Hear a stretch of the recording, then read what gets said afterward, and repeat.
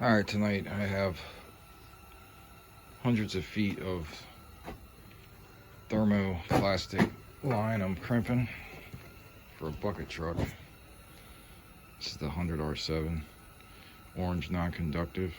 It's going on a bucket truck. So I'm crimping it with a Eaton crimper. This is a T480, and you need different collets than the 2-wire stuff. That's for 1/2 inch. You need a black spacer ring. That's a T400-10. And you can crimp this stuff. It's got different fittings too. These are called E-series fittings. This is simple here. This is just JIC stuff, 3/8 and 1/2 inch I'm doing. But it's something that I had to do a little research on to figure out how to do, because I just do regular 2-wire hydraulic hose, and I was asked to do this, and I had to buy some tooling here to do it. So what I do is I'll take the fitting, push it the whole way down on the hose, and then I'll mark it. That way I know where it's supposed to seat at.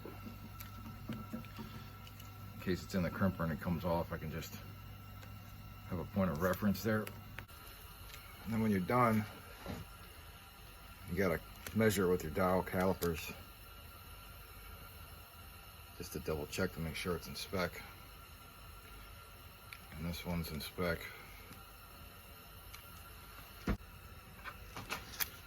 When you crimp these, there's a line here, there's dots. Kind of see them right there. That should be at the top of the collet as you press down on it. And this will bubble out here, and this part here will crimp. So if you see down in there, that's where the dots are on the fitting. That should be level with the top of the collet, and that's where you crimp it down at. So not up here, down there, just right on the line there. And then just crimp it down. I usually go to the machine stops, and you can tell it's not going to go anymore, and then let off and measure it.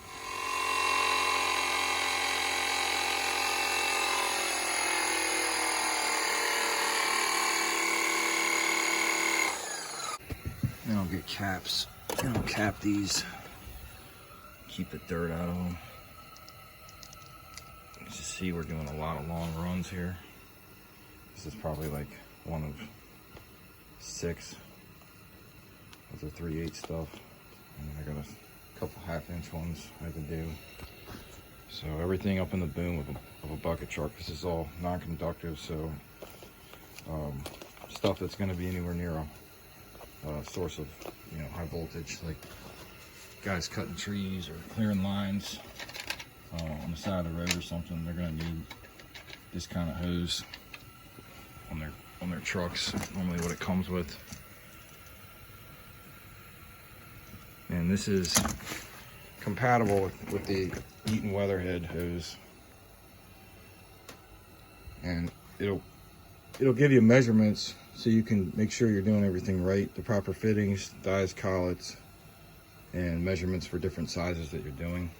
And you got to check that to make sure everything's legit, because I don't want to have somebody 60 feet up in a bucket and the thing has a problem and comes down and hurts someone. So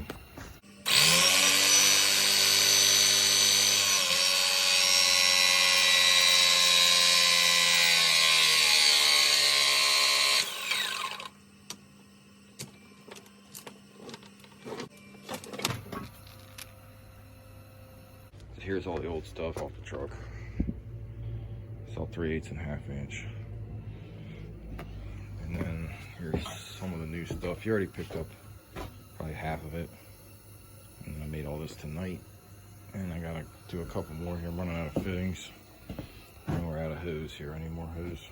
But hopefully that gives you an idea of what you're up against if you do thermoplastic stuff with a Weatherhead machine. And hopefully it helps somebody out.